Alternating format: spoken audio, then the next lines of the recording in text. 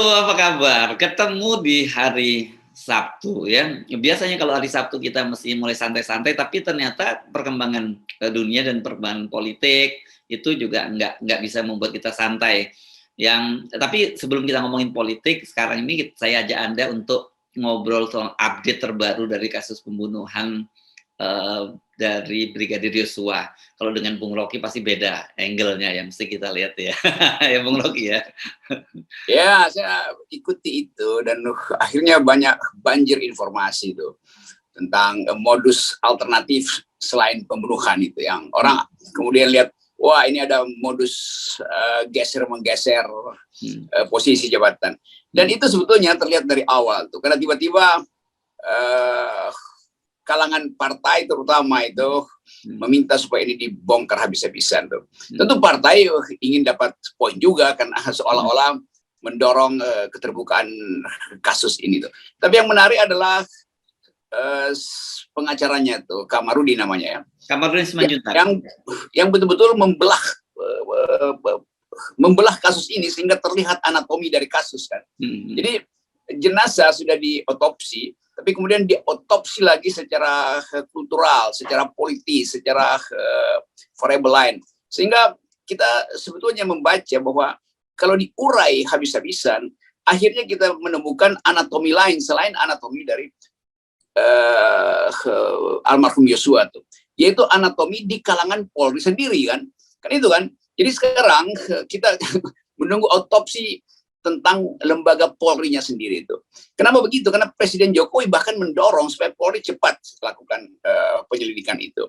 Dan Pak Sigit mungkin secara tergopoh-gopoh terpaksa membentuk tim gabungan. Tim gabungan itu aja udah memberi sinyal bahwa ya Pak Sigit mengerti, tapi jangan Polri aja yang bertanggung jawab tuh. Jadi perlu ada Komnas HAM yang biasanya nggak dipedulikan tuh. Lalu tiba-tiba PDIP bikin semacam ya sebetulnya quote and quote konferensi pers untuk mendorong kasus ini. Karena itu kita lihat bagaimana tokoh-tokoh PDIP gencar untuk mengucapkan semacam ketidakpercayaan pada hasil otopsi awal. Jadi di belakang ini lalu kita mulai mengintip ada semacam ketegangan sebetulnya di antara beberapa tokoh. Itu menarik itu, tapi itu nanti biarkan diterimakan oleh publik. Bagi saya yang penting adalah saatnya kita minta supaya ini dibuka agar orang nggak menganggap oh kok ini saling mengintip kasus ya. Kenapa Panglima TNI akhirnya juga membuat semacam deklarasi bahwa kami akan menuntun ini. KSAL juga begitu, KSAU juga begitu, otopsi kami akan bantu. Ya, tanpa diucapkan juga sebetulnya itu memang fungsi dari lembaga-lembaga yang diminta oleh Polri atau secara inisiatif menawarkan fasilitasnya itu. Tapi karena dia di headline kan, lalu timbul keterangan baru bahwa di balik tuntutan otopsi itu ada pesan-pesan sebetulnya bukan pesan politik lah, pesan-pesan yang kita mesti tafsirkan sebagai pesan-pesan persaingan itu. Upaya untuk memastikan bahwa si ini aman, si itu yang harus digeser. Jadi keabu-abuan ini membuat peristiwa ini kemudian tumbuh lebih bakal berjilid-jilid nih. Karena selain soal sensasi perselingkuhan, ada soal otopsi yang berbeda, lalu ada bagian tadi nuansa politik pelan-pelan masuk. Nuansa persaingan bintang juga udah terlihat lebih jelas tuh. Yang unik adalah Pak Andika dengan cepat mengambil posisi sebagai orang yang kasih sinyal bahwa ya rakyat percayalah bahwa TNI ada di tangan saya dan kami akan memastikan bahwa otopsi itu akan dilakukan secara sempurna. Ini juga sebetulnya mendua, karena itu artinya nggak percaya pada otopsi yang sudah dilakukan tuh. Tapi begitulah keadaan kita hari-hari ini, semua isu yang samar-samar justru itu yang menarik. Iya. Anda benar memang kalau kita amati memang PDI yang paling kencang, PDI paling kencang ya. Mulai yang paling pertama kan Ketua Komisi 3 Bambang Wuryanto buat jumpa pers. Kemudian ada kejanggalan-kejanggalan yang disampaikan oleh TB Hasanuddin. Ini kan Mayor Jenderal Purnawirawan ya, TNI ya. Dan kemudian muncul juga Trimedia yang sangat kencang dan dia bisa bahkan berani memberi sinyal waktu itu dipastikan bahwa Verdi Sambo akan dinonaktifkan jauh sebelumnya begitu. Dan kita ini kan teringat kalau Trimedia ini kan dalam kasus ini seperti senjata yang dihidupkan dalam kasus dengan Ganjar Pranowo misalnya. Waktu itu dia tiba-tiba ngomong soal Ganjar Pranowo ke Blinti. Jadi yang memang nggak bisa lepas dari ada nuansa politik. Tapi kita senang-senang saja kan, Bung Rocky, kalau nuansa politik itu kemudian digunakan untuk membongkar gitu ya, adanya kejanggalan-kejanggalan yang terjadi dan yang mengusik kebenaran, rasa kebenaran di dalam hati masyarakat. Ya, saya senang, kita senang karena akhirnya angin bertiup ke segala arah kan, itu intinya. Menarik itu, angin bertiup ke segala arah itu. Oke. Dan kita mau tahu sebetulnya dari awal sebetulnya soal rekrutmen ke pejabatan di kepolisian itu kan nada politiknya tinggi itu.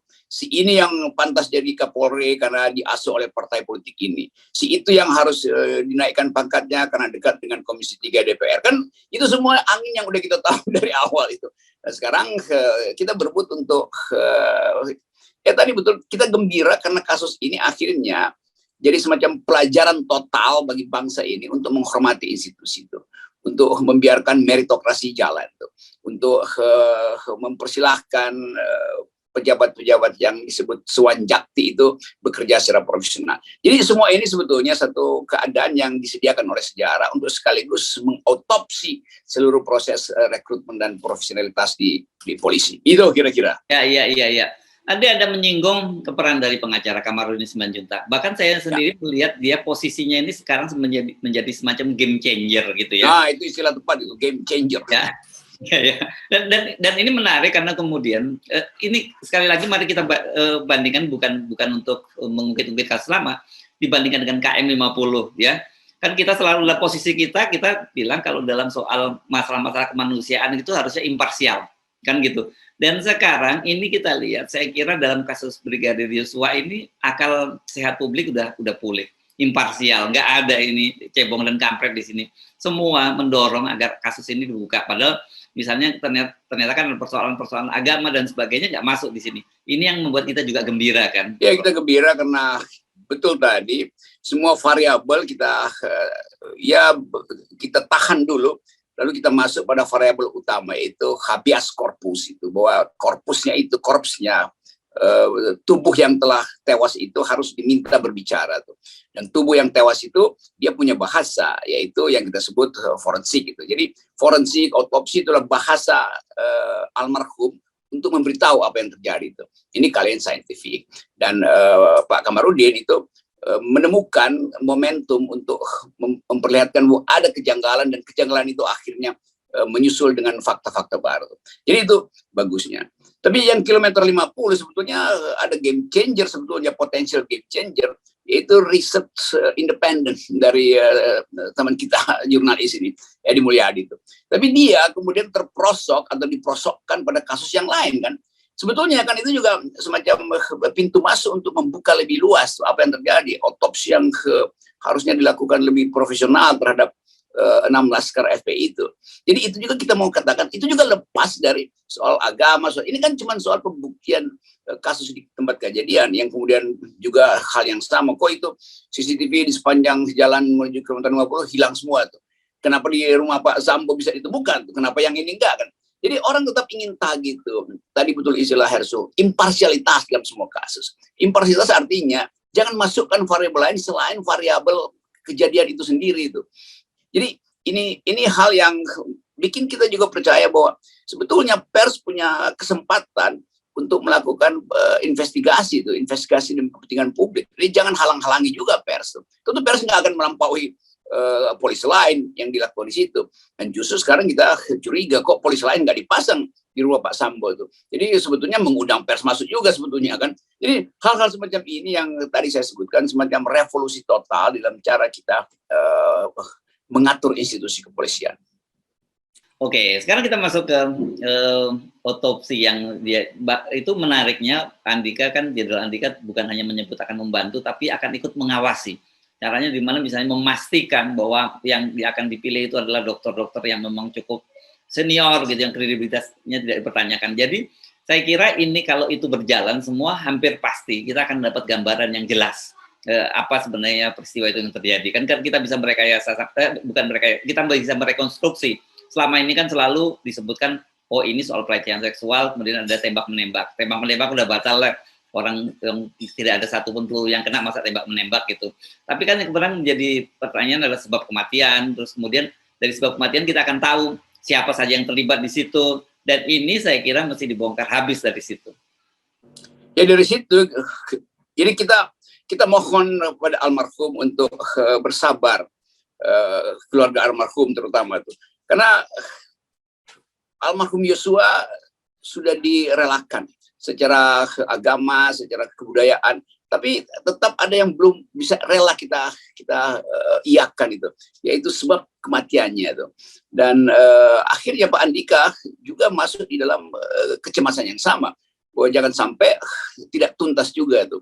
Jadi kecurigaan publik masih berlangsung itu. Bahkan makamnya almarhum Yosua itu dijaga oleh pemuda-pemuda Batak yang masih menganggap ini jangan sampai nanti dibongkar terus dilarikan, dicuri tubuhnya, jenazahnya itu. Jadi almarhum belum bisa beristirahat sebetulnya, kan masih banyak institusi yang memerlukan tubuh almarhum itu. Tapi itu adalah tubuh biologis yang bersangkutan yang diperlukan untuk pembuktian. Tapi tubuh rohaninya sudah didoakan oleh bangsa ini, bahkan bukan sekedar teman-teman komunitas Batak atau keluarga khususnya. Tapi bangsa ini akhirnya melihat bahwa memang kita relakan itu. Sahabat kita, warga negara Yosua menemui akhir hidupnya tuh. Tetapi akhir hidupnya tidak mengakhiri kasusnya, itu yang mesti kita pisahkan. Sehingga betul bahwa Pak Andika, walaupun kita juga menganggap wah Pak Andika kenapa mesti Panglima mesti pakai istilah pengawasan, saya akan awasi terus itu, atau TNI akan awasi itu. Tapi itulah akibatnya kalau dari awal yang kita sebut sebagai kelegaan publik untuk menerima kasus itu ditutup-tutupi kan. Jadi karena ditutupi masih mesti dibuka. Waktu dibuka sangat mungkin ada penutup lain. Oleh karena itu Andika mengatakan oke, kita mesti awasi itu. Jadi biarkan saja proses ini berlangsung dan diawasi oleh semua mata keadilan kan. Jadi Dewi Keadilan, kendati matanya ditutup, dia akan mengawasi proses-proses pembuktian otopsi ini. Ya, saya membayangkan ya, Bung Rocky, sebenarnya bangsa ini ya, kalau tidak dipecah belah gitu oleh pembelahan, sebenarnya akal sehat kita masih waras loh, Bung Rocky. Dan ini menurut saya kok jadi momentum ya peristiwa ini ya, membuktikan bahwa sebenarnya kita bisa loh. Dan apa yang dilakukan oleh teman-teman, terutama teman komunitas Batak dengan gigih memperjuangkan ini kan menunjukkan ketika ada anak bangsa yang gigih memperjuangkan keadilan, itu semua semesta juga akan membantu kan gitu. Ya itu semacam hukum kemanusiaan tuh. Bahwa satu manusia disakiti, kemanusiaan semuanya disakiti itu kan. Kan itu intinya kenapa kita memakai sila kedua Pancasila itu kan. Kemanusiaan yang adil dan beradab itu. Adil dan beradab nggak terkait dengan soal-soal keyakinan, soal-soal fasilitas. Ini harga diri kita sebagai manusia. Dalam bahasa Inggrisnya itu human dignity, itu dignitas kita sebagai manusia. Kita hanya dipersatukan karena kita sesama manusia. Jadi kemanusiaan yang adil dan beradab itu diperlihatkan sekarang oleh solidaritas bangsa ini untuk minta keadilan. Sebetulnya sinyal itu bisa kita baca secara lebih dalam, secara semiotis, hermeneutis, bahwa mereka juga bangsa ini minta keadilan di bidang lain, di bidang kesamaan politik, kesamaan toleransi, tidak di Islamofobi, tidak di justice fobi, injustice fobi, segala macam. Jadi semua fobi ini akhirnya dimungkinkan untuk diucapkan hanya melalui momen-momen yang krusial semacam ini. Jadi keadilan tentang proses rekrutmen polisi, keadilan di dalam menentukan siapa yang layak jadi panglima TNI, Kapolri segala macam. Jadi ini sebetulnya satu paket lengkap yang disediakan oleh semesta untuk kita lakukan evaluasi total. Itu saya kira renungan FRN pagi ini. Ya, dan dari sisi internal Polri, saya kira ini juga jadi momentum ya buat Pak Listio Sigit untuk melakukan bersih-bersih. Karena kita tahu kan, bagaimanapun juga posisi Pak Listio Sigit di situ tuh, meskipun Kapolri dia bukan senior gitu. Dan kita tahu banyak sekali kepentingan-kepentingan yang bercokol di situ dan susah untuk saya kira dibongkar. Nah, kalau mau sebenarnya bisa jadi momentum karena kalau memang melakukan itu Pak Listio pasti akan banyak dapat dukungan publik, dan kita memang selalu sekali lagi kita sebagai bangsa berharap kita punya polisi yang bisa kita andalkan, bisa kita percaya. Itu intinya tuh, meritokrasi harus datang dari kesempatan semua orang untuk melihat peluang itu. Tapi jangan karena kesempatan itu diasuransikan pada seorang pejabat tinggi, lalu yang lain nggak punya kesempatan kan? Kan itu intinya tuh. Jadi sekali lagi, ini kesempatan buat Pak Islan itu bersih-bersih untuk berbenah diri itu, dan termasuk berbenah diri sampai ke istana tuh, karena apapun yang kita hadapi sekarang itu berawal dari kepentingan istana untuk mengatur lembaga kepolisian, lembaga TNI dalam upaya untuk konsolidasi kekuasaan. Jadi kalau kita tarik lagi ke atas, memang ada dari awal keadaan ini disebabkan oleh favoritisme, dan favoritisme itu tidak boleh terjadi dalam soal-soal yang menyangkut hakikat bernegara yang otentik gitu. Kita mesti pastikan bahwa hanya karena konstitusi kita membagi kekuasaan, bukan karena persaingan individual di tingkat elit. Ya, ini kan kalau kita mengibaratkan mata air, istana itu adalah hulunya ya, sumber mata air. Jadi kalau dari hulunya sudah keruh, ya kita nggak bisa garansi bahwa ke bawahnya bisa lebih bersih gitu. Kalau kan gitu ya gitu. Ya kita ingin, karena itu kita ingin supaya air itu dibuat jernih melalui 0% itu. Memang begitu arahnya sebenarnya. Ini adalah saringan untuk menjadikan air mata bersih ya. Oke, terima kasih Bung Rocky. Yeah.